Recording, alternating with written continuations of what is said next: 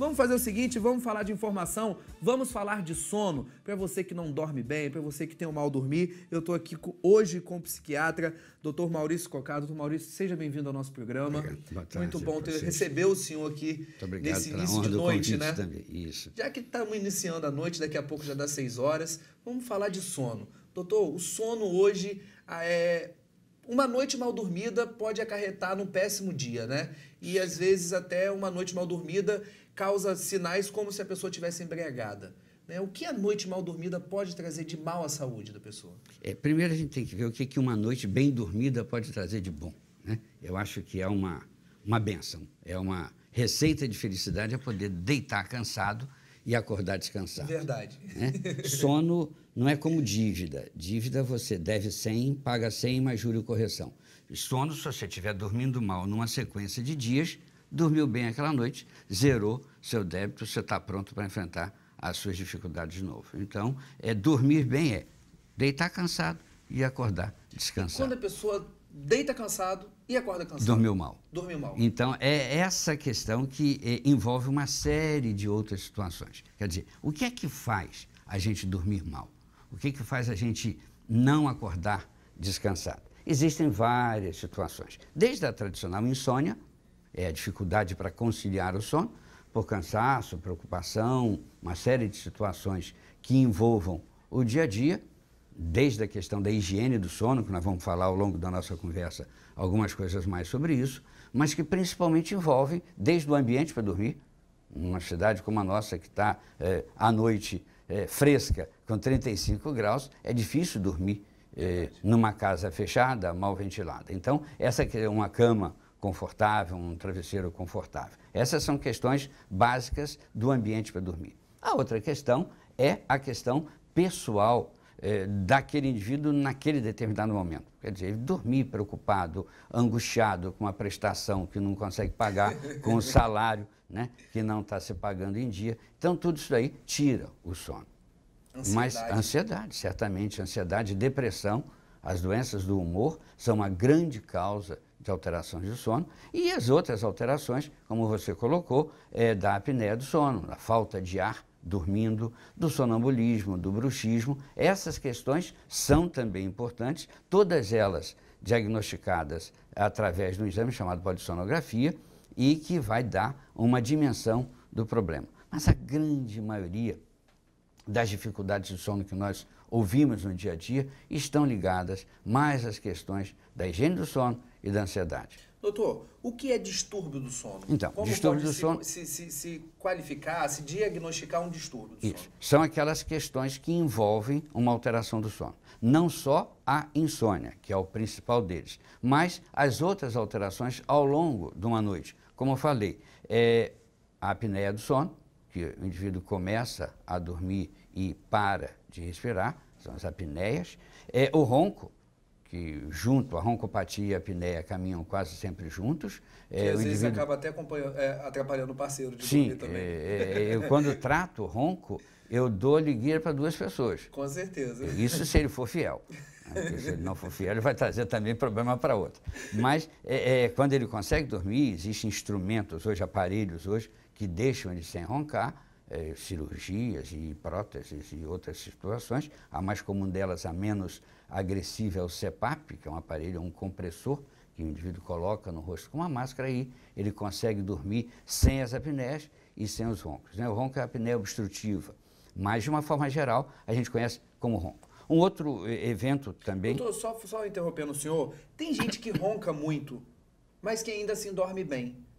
Ou ele dorme mal e não consegue enxergar que tem alguma coisa de errado? Ele tem a felicidade do ronco não despertá-lo. Entendi. Para a infelicidade dos colegas, plataforma, os que viajam... Para a esposa. Né? Para a esposa. Os que viajam em ônibus-leito sofrem, Verdade. Às vezes passam por isso, dá vontade de dar um cartãozinho, me procura amanhã, por favor. porque o negócio está complicado. Mas não, ele dorme bem, mas é porque ele só tem a apneia, o ruído, vamos dizer assim, do problema. Mas ele pode vir a ter apneia, sim, a parar de respirar, aquele ronco prolongado, ele pode ficar sem respirar e isso ter consequências funestas para a vida dele. Muita gente que morre dormindo, infartou. Não, morreu de apneia, morreu que parou de respirar. Entendi. Isso é uma complicação, é um evento complicado. Com O certeza. diagnóstico, como te falei, através da polissonografia, uma anamnese bem feita, uma entrevista bem feita, vai conduzir isso. Doutor, hoje em dia a insônia, eu acredito, não posso estar até equivocado, mas a insônia eu acredito que seja o mal mais comum entre as pessoas e até mesmo entre os adolescentes. Não vou entrar nem em questão das redes sociais, mas sim na questão da ansiedade. Como a gente tratar isso de uma maneira saudável? Como coisas simples que a gente possa fazer, né, para que possa não ficar tão ansioso e assim ter uma boa noite de sono? Então, como nós estávamos falando, há uma série de eventos, de doenças no sono, né? Eu falei do bruxismo, que é o rilhar dos dentes, do ronco, da apneia. Existem algumas formas de alteração do sono que ocorrem durante o dia, a narcolepsia, que é o indivíduo dormir, fazendo uma determinada atividade, comendo ou trabalhando, participando de uma reunião. Essas doenças são necessário tratamento. Agora, a maior parte das vezes, essas alterações que a gente globaliza como insônia, elas às vezes são apenas falta de educação para dormir. Quer dizer, o indivíduo dorme, mas dorme errado. Dorme em horário errado, dorme em condições erradas. Um exemplo que você citou do jovem que fica a noite toda nas redes sociais. A companhia dele é a internet, né?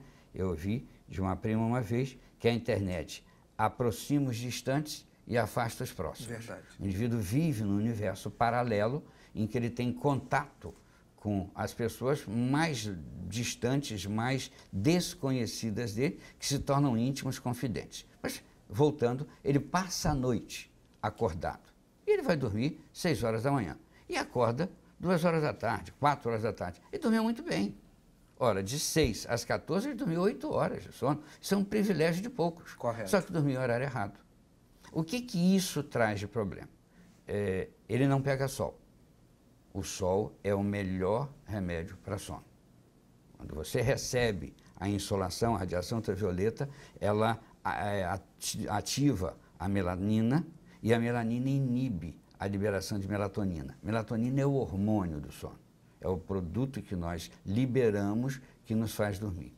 À noite, ao contrário, não temos a insolação, não temos a estimulação da melanina, então há liberação de melatonina. Dormimos. Então coloca esse garoto que está dormindo sem pegar sol. O sono dele não será um sono bem estruturado.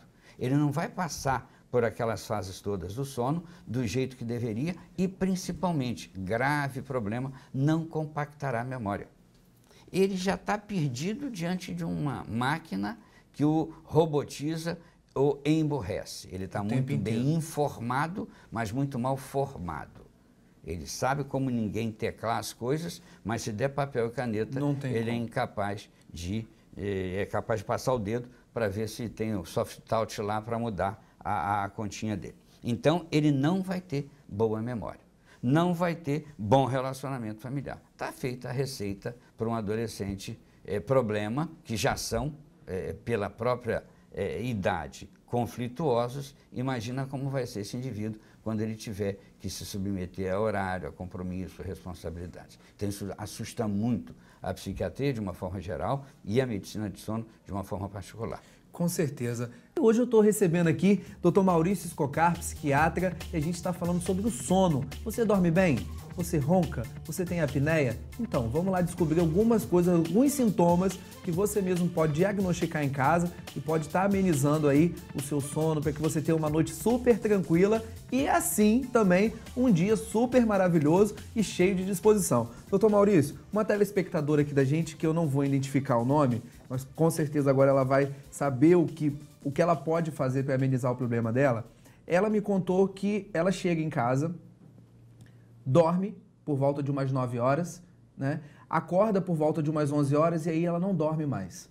O que pode estar acontecendo com ela? Então, tem vários fatores envolvidos. Primeiro, a questão da ansiedade. Chega cansado, dorme por cansaço, por fadiga. Dormiu, acordou. Agora, existem outras coisas acontecendo. A primeira delas, é dizer, a gente tem como ansiedade um sintoma comum aos tipos de insônia. A insônia, a gente tem insônia inicial, medial, terminal. Normalmente, a insônia inicial é puramente ansiedade. é a dificuldade para conciliar o sono por causa das preocupações do dia a dia. Dali para frente, a medial e a terminal está ligado à neurotransmissão de determinadas substâncias, particularmente a serotonina. Geralmente, essa serotonina está diminuída nos quadros depressivos. Não precisa ser depressão grave, com risco de suicídio, alguma coisa no sentido assim mais intenso. Mas depressão por diminuição, por fadiga neuronal, por erro alimentar, por falta de exposição ao sol, quer dizer, por uma alteração que vai levar o cérebro a não funcionar adequadamente. Tratamento, procurando o médico, ele vai indicar um indutor do sono de curta duração para vencer essa primeira etapa, passou, resolveu. Agora, uma coisa que a gente tem que considerar é insônia real e o sono que não reconcilia, ou o sono dormido em hora errada. É aquele indivíduo que todo dia ele tem que dormir às 10 e acordar às 4. Aí sábado, porque ele tem que trabalhar. Sábado e domingo ele não trabalha. Aí ele vai dormir até meio-dia. O dia inteiro. É bobagem.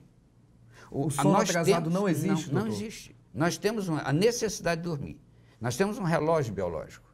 Nós temos indicadores de tempo. Perto da casa de cada um de nós tem ou um sino, ou uma sirene, ou um barulho de caminhão, o vizinho que tira o carro, o bem-TV que vai te acordar. Nós sempre temos indicadores de sono.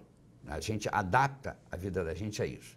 Dependendo de onde a gente mora, a gente tem um barulho típico. Você pegar um indivíduo que mora na Nossa Senhora de Copacabana, com Santa Clara, ele só vai dormir se ouvir barulho. Se trouxer esse indivíduo para Gargaú, ele não vai conseguir dormir, porque a orquestra sapônica de Gargaú vai irritá-lo, o grilo na cuca vai acordá-lo. Ele vai precisar do barulho para dormir e é o indicador de tempo dele. O mesmo indivíduo, né? Sim, é o relógio biológico. Nós temos indicadores de tempo que fazem isso funcionar. Então, se meu relógio biológico está acostumado a despertar tal hora, se eu erradamente alongar por um final de semana esse horário, eu vou ter muito mais cansaço, muito mais dificuldade na segunda-feira. Quando eu começar a dormir no domingo, eu já sei que eu vou acordar cansado, xingando a terceira geração, verdade, porque eu vou ter que acordar no horário e meu cérebro estava acostumado primeiro ao outro indicador, mudei, mexi no meu relógio, vou estar cansado. Então, por mais paradoxal que seja, por mais tortura que possa parecer, se você está acostumado a acordar às 5 horas, acorde às 5 horas. Lave o rosto, bebe uma água, faz alguma coisa, pode até voltar a deitar, descansar um pouquinho, mas não durma mais. Você vai perceber que seu rendimento é infinitamente maior.